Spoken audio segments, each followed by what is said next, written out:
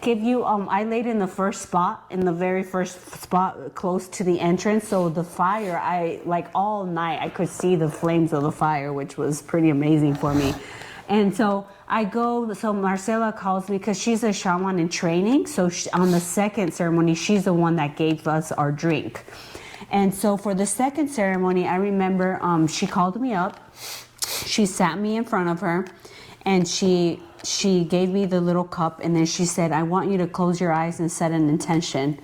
And by this point, I knew that I wanted to, since the first night wasn't very impactful in like receiving something super, like an outbreak of some sort, I wanted to really set an intention for the second ceremony. So I set the intention of my daughter who had passed away when she was 6 months, right? And to just give you like a little bit of context about this, I had a miscarriage when I was 15 years old.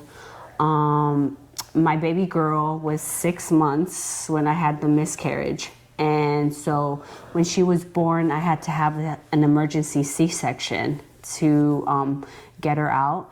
And she was in the intensive care for 2 days, but she was basically brain dead because she had suffocated in the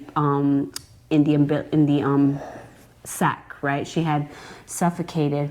So she was on life support for 2 days, and eventually the doctor comes to me and they tell me, well, you know, your daughter most likely is not going to make it, and if she does make it, she's going to have severe brain damage, so she's going to live in a vegetable state.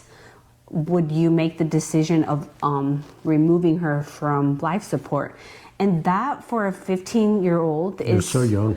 It's so traumatic to even to have to make the decision to take your child off of like life support and see her with this tiny little baby fully developed, because I mean at 6 months they can survive out of the womb, but her little legs were like not even like an inch, you know, big.